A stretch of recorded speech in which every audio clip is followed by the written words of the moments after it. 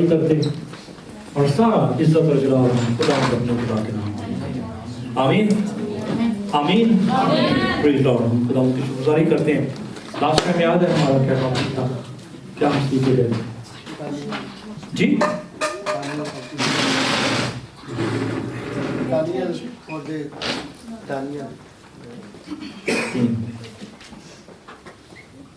Topic याद है? Get ready. आमीन, तैयार हो जाओ। आमीन। भाई ने जो बताया, उन्होंने रेफरेंस बताया। यस, हमने दानियल की किताब में से सीखा था कि जो बादशाह जो है, जब हम सारे सर्कमस्टेंसेस को देखते हैं तो एक बादशाह जो है वो आएगा। आमीन। सो हमने जो है वो अपने आप को प्रिपेयर करना है, अपने आप को तैयार करना है खुदावंद की सेकंड कमिंग के लिए। आमीन। सो आज भी इसी से हमारा टॉपिक जो है इसी से रिलेटेड है। हमें इसी से जो है वो सेकंड कमिंग के मतलब ही हम सीखेंगे। सो आज का जो हमारा टॉपिक है वो है अलर्ट। आमीन। सो खुदावंद के पाक कलाम में से देखेंगे बुक ऑफ मार्क, मरकस रसूल की मार्फत लिखी गई इंजील, चैप्टर 13 13वां बाब और उसकी 33वीं आयत। Book of Mark chapter 13 verse 33। अगर आपने निकाल लिया तो आप आमीन कह सकते हैं। मरकस रसूल की मार्फत लिखी गई इंजील 13वां बाब 33वीं आयत। खुदावंद के कलाम में लिखा है, खबरदार, जागते और दुआ करते रहो, क्योंकि तुम नहीं जानते कि वो कब आएगा। खुदावंद के पाक कलाम के पढ़े और सुने जाने पर खुदावंद की बरकत हो। मेरे अजीजों,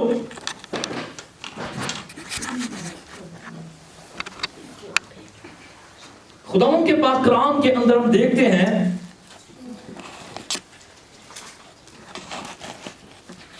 कि यहां पर जो जिक्र हो रहा है,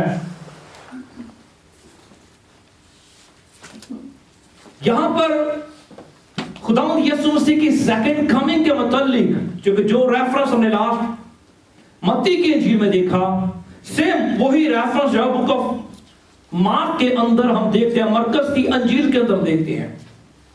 जब शागिर्दों ने से सवाल किया कि बता तेरे आने का वक्त और दुनिया के खत्म होने का वक्त क्या होगा, तो लास्ट जिस तरह से हमने खुदावंद के पाक कलाम में देखा कि खुदावंद यीशु मसीह ने कुछ साइन दिए अपने शागिर्दों को, और वो साइन क्या थे कि कौम पर कौम और सल्तनत पर सल्तनत जो है वो चढ़ाई करेगी, जंगो जदल होगा। कलीसिया जो है वो मुश्किल सिचुएशन में से रोज बरोज जो है चर्च जो है या ईमानदार जो है वो गुजरेगी, और इसी तरह से बहुत सारे झूठे नबी जो है वो उठ खड़े होंगे। आमीन। और चौथी बात जो हमने सीखी थी कि बथेरों की मोहब्बत जो है बेदीनी के बढ़ जाने से बथेरों की मोहब्बत क्या होगी, ठंडी पड़ जाएगी। तो हमने कलाम में सीखा था कि खुदावंद का आना कैसे होगा, जिस तरह से आसमान पर बिजली जो है वो चमकती है, हमें पता नहीं चलता कि वो कहां से चमकी और किधर को गई, जब हम उसे देखते हैं। आमीन। सो यहां पर भी सेम उसी बात का जो है वो आज हम सीखेंगे। यीशु मसीह उन्हें कहते हैं अपने शागिर्दों से कि खबरदार, जागते रहो और दुआ करो। आमीन। तो यहां पर अब अक्सर जो है जहां पर किसी चीज के लिए खबरदार किया जाता है, ये साइन आप देखते हैं। आमीन। ये साइन आपको क्या करता है, ये साइन आपको अलर्ट करता है। ये साइन जो है आपको होशियार करता है। बहुत सारी जगहों पर आपने इस साइन को देखा होगा। मोस्ट ऑफ द टाइम ये साइन जो है जहां पर इलेक्ट्रिसिटी जो है वो ज्यादा हैवी मिकदार में या हैवी वोल्टेज जो है जहां से गुजर रहे होते हैं, तो वहां पर अक्सर आप इस साइन को देखते हैं जहां पर लिखा होता है कि वोल्टेज जो है, नॉर्मल हम जो वोल्टेज यूज करते हैं ये 250 समथिंग आई थिंक जी, 220, लेकिन जहां पर ये साइन होता है वहां पर 4500 इस तरह से लिखा था कि डोंट टच, आप उसके करीब नहीं जाएं, इट्स डेंजर। आमीन। इसी तरह से आप कई घरों के बाहर जो है वो इस साइन को देखते हैं, बी अवेयर कि घर के अंदर क्या है, डॉग्स हैं, और अगर आप इसके पास जाएंगे तो ऑफ कोर्स वो आप पर अटैक कर सकते हैं। कई दफा कई शॉप्स पर, बैंक्स के बाहर आप कैमरास को लगे देखते हैं, वहां पर भी नोटिफिकेशन होता है, आपको अलर्ट करते हैं कोई ऐसी जी हरकत ना कर पाए, क्योंकि कैमरास यहां पर लगे हुए हैं, जिसे हम सीसीटीवी कैमरास कहते हैं। आमीन। फिर जब आप समटाइम किसी रोड पर जा रहे होते हैं, तो रोड पर आपको पता होगा कि गाड़ी, खासकर जो भाई मेरे जो है वो साथ मेरे जो सेम जॉब फेलोज हैं जो टैक्सी चला रहे हैं, इनके लिए गवर्नमेंट ने ये साइन जो लाजमी किया हुआ है, हमारे पास ये एंगल होता है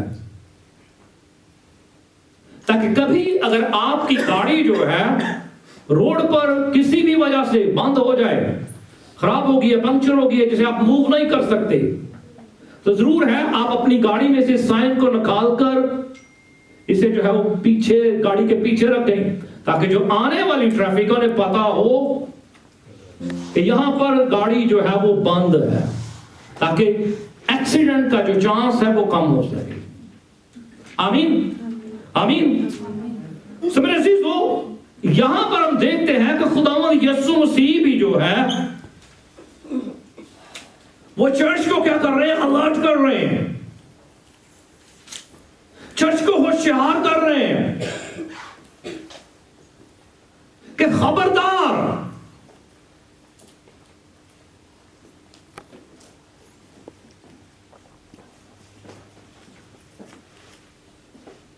खबरदार कि कोई तुमको क्या करे, गुमराह ना करने पाए, क्योंकि इन द एंडिंग डेज आप जो है वो खुदावंद के पास कलाम में लिखा है कि आप सुनोगे कि बहुत सारे झूठे नबी जो हैं, बहुत सारे झूठे मसीह जो हैं वो उठ खड़े होंगे और कहेंगे कि यहां पे मसीह है, यहां पे मसीह है, यहां पे मसीह है, और कई तो अपने आप को मसीह होने का दावा भी करेंगे। सो यीशु मसीह जो है वो यहां पर चर्च को, कलीसिया को जो है वो अलर्ट कर रहे हैं कि आपने जो है वो होशियार और बेदार रहना है। खुदा उनके पाक कलाम के अंदर आपको बहुत सारी ऐसी एग्जांपल्स जो मिलती हैं जहां पर कलाम जो है वो अलर्ट कर रहा है। जब हम book of Genesis chapter 24 verse 4 के अंदर देखते हैं, तो वहां पर जब इब्राहिम अपने उस नौकर को, जिस पर वो टोटली डिपेंडेड है, जो उसके सारे घर का, उसके माल का मुख्तार है, और जब वो इब्राहिम अपने नौकर से कहता है कि तू इन कनानियों में से किसी को मेरे बेटे के साथ ना ब्याना, बल्कि तू मेरे बाप के घर में जा और वहां से उसके लिए क्या कर, उसकी बीवी जो है वो ढूंढ कर ला। तो उसका नौकर जो है इब्राहिम से सवाल करता है कि आए मेरे मालिक, अगर मैं जाता हूं और मैं कोई ऐसी औरत तेरी फैमिली में से या कोई तेरे जो है वो घराने में से देख लेता हूं, अगर वो औरत मेरे साथ ना आना चाहे तो फिर मैं क्या करूं? तो वहां पर तो फिर वो कहता है कि क्या मैं, अगर वो नहीं आना चाहती तो तेरे बेटे इसहाक को वहां पर ले जाऊं? तो वहां पर एग्जैक्ट लिखा है, खबरदार तू मेरे बेटे को वहां पर ना लेकर जाना। अगर वो औरत, वो लड़की जो जिसे तू सेलेक्ट करता है, जिसे खुदावंद मेरा खुदा तुझे बताता है, अगर वो तेरे साथ इस मुल्क में ना आना चाहे तो तू मेरी कसम से छूटा। तो वहां पर भी जो है वो आपको वो जिक्र मिलता है, जिस तरह से खुदावंद यहां पर फरमाते हैं कि खबरदार। फिर इसी तरह से खुदावंद के पाक कलाम में खुदावंद जो है वो लाबान को तंबी करता हुआ नजर आता है बुक ऑफ जेनेसिस के अंदर कि खबरदार तू मेरे बंदा याकूब को बुरा भला ना कहना। आमीन। इसी तरह से जब आप न्यू टेस्टामेंट में आते हैं, क्योंकि बहुत सारी जगहों पर खुदा जो है वो अपने कलाम की वसीला से अलर्ट करता है। हिजकियेल के अंदर हम देखें तो हिजकियेल के थ्रू जब खुदा बनी इस्राएल से कलाम करता है कि तुम अपने में से क्या करो, एक निगहबान मुकर्रर करो।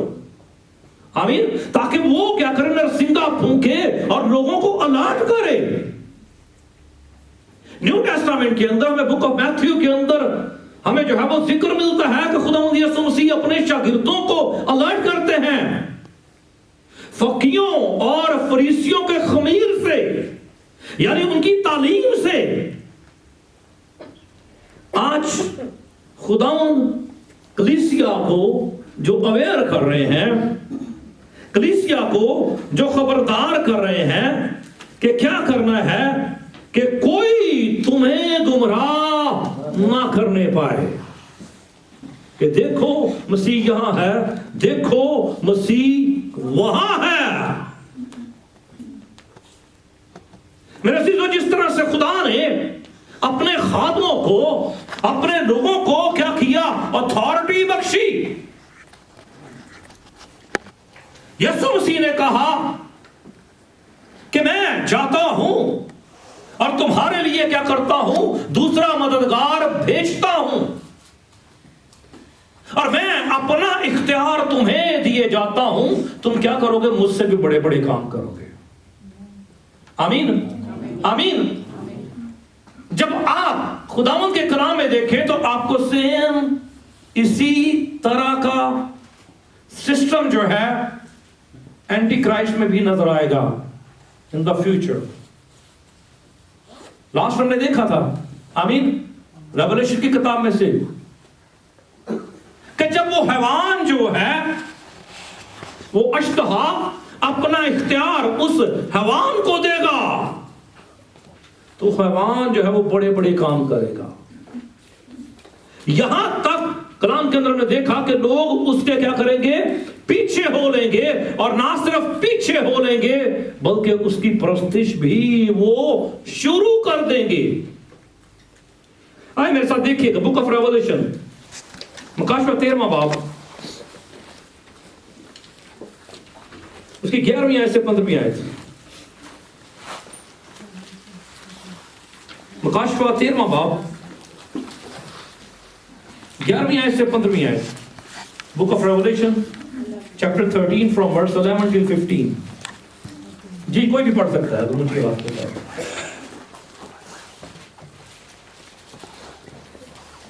मुकाशवा 13वां बाब 11वीं आयत से 15वीं आयत तक। Book of Revelation chapter 13 verse 11 to 15। जी कोई भी पढ़ सकता है। मैंने एक और हैवान को जमीन में से निकलते हुए देखा, उसके बर्रा के से 2 सींग थे और अजदहा की तरह बोलता था, और ये पहले हैवान का सारा इख्तियार उसके सामने काम में लाता था और ज़मीन और उसके रहने वालों से उस पहले हैवान की प्रस्तश कराता था जिसका ज़ख्म-ए-कारी अच्छा किया गया था, और वो बड़े बड़े निशान दिखाता था, यहाँ तक कि आदमियों के सामने आसमान से ज़मीन पर आग नाज़िल कर देता था और ज़मीन के रहने वालों को उन निशानों के सबब से जिनके उस हैवान के सामने दिखाने का उसको इख्तियार दिया गया था, इस तरह गुमराह कर देता था कि ज़मीन के रहने वालों से कहता था कि जिस हैवान के तलवार लगी थी और वो ज़िंदा हो गया और उसका बुत बनाओ, और उसे उस हैवान के बुत में रूह फूंकने का इख्तियार दिया गया ताकि वो हैवान का बुत बोले भी, और जितने लोग उस हैवान के बुत की प्रस्तश ना करें उनको कत्ल भी करे, आमीन, कत्ल भी करवाए। आमीन, आमीन, आमीन। मेरे से तो यहाँ पर हम देखते हैं कि जब वो बड़ा अश्तहा क्या करता है, हैवान को अपना इख्तियार देता है, अपनी अथॉरिटी देता है, तो उस हैवान के बाद एक दूसरा हैवान आता है कि जो उसी तरह से क्या करता है, उस अश्तहा यानी उस पुराने सांप जिसे हम अबलीस के नाम से भी जानते हैं, उसकी प्रस्तिश करवाता है। और उसके पास अथॉरिटी क्या है कि वो आसमान से आग तक नाज़िल करवाता है, और ना सिर्फ आसमान से आग नाज़िल करवाता है बल्कि बुत के अंदर क्या करता है, रूह फूंकने का भी उसे इख्तियार है। तो जब हम खुदा के पाकलाम में देखते हैं तो हमें इसी तरह से खुदा के खादमीन भी मिलते हैं। पाकलाम के अंदर हम देखा कि किस तरह से जब एलिया ने दुआ की तो 3 साल के लिए क्या हुआ, आसमान जो है वो बंद हो गया और बारिश होना बंद हो गई। इसी तरह हम देखते हैं कि उसकी दुआ से खुदावा ने आसमान से आग भेजी। तो जब ये दोनों मिरेकल्स हो रहे होंगे, दोनों साइड से, क्योंकि हम तो मिरेकल्स को देखते हैं ना, तो फिर कैसे आप जज करेंगे? कलाम के अंदर लिखा है कि खबरदार, जागते रहो, क्योंकि मिरेकल्स तो दोनों साइड से हो रहे हैं, खुदावंद के लोग भी कर रहे हैं। अबलीस ने भी अपने लोगों को अपनी अथॉरिटी, अपना इख्तियार जो है वो दिया है, और वो भी आसमान से आग नाज़िल कर रहे हैं, और ना आग नाज़िल कर रहे हैं बल्कि लिखा है कि वो क्या करेंगे, बुत के अंदर जो है वो रूह को भी फूंक देंगे और वो जिंदा होकर बोलेगा।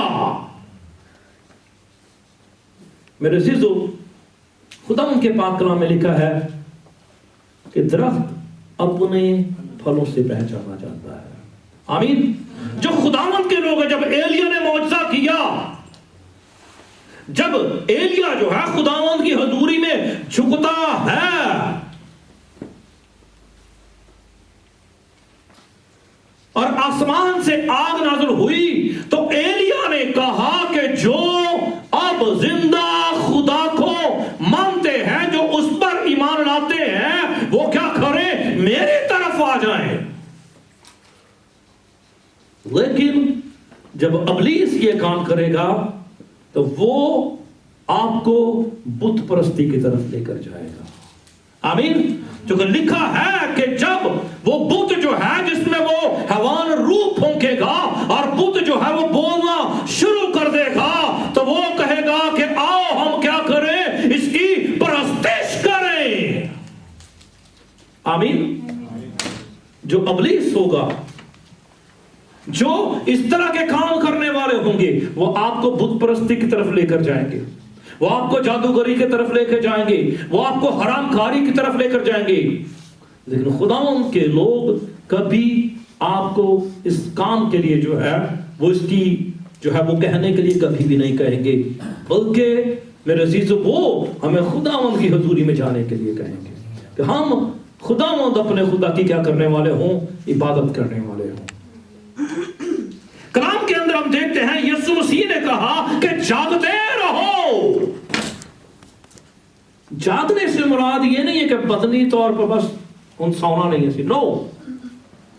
जागने से मुराद है आप अपने लेफ्ट राइट तमाम सर्कमस्टांसेस पर गौर करें कि हालात कैसे चल रहे हैं। आमीन। कि सिचुएशन क्या जा रही है। जागने से मुराद ये है कि आंखें खोल के रखो, क्योंकि बास दफा ऐसा भी होता है जो स्पिरिचुअल लोग हैं वो, क्योंकि खुदावंद जब हम टाइम देख रहे थे, मैं अक्सर कहता हूं कि जब हम नॉर्मली टाइम देखते हैं, दुनियावी टाइम, तो हम अपने मोबाइल पर अपनी घड़ी की तरफ देखते हैं। लेकिन जब हमने खुदावंद के टाइम को, पाक कलाम के टाइम को देखना है, तो हमारी नजरें यरूशलेम पर, इजराइल पर होती हैं कि वहां पर इस टाइम क्या सिचुएशन है, और फिर हम उसे खुदावंद के पाक कलाम के मुताबिक देखते हैं कि हाँ ये काम अगर हो रहा है तो क्या खुदावंद का कलाम अभी हमें किस तरह से यहां पर हमें गाइड कर रहा है। आमीन। सो जागने से मुराद है कि हम अपनी आंखें इस सारी सिचुएशन पर देखें, हम जमाएं कि क्या हो रहा है दुनिया के अंदर, दुनिया कहां पर जा रही है। अदरवाइज जब हम इस चीजों पर गौर नहीं करते तो पाक कलाम में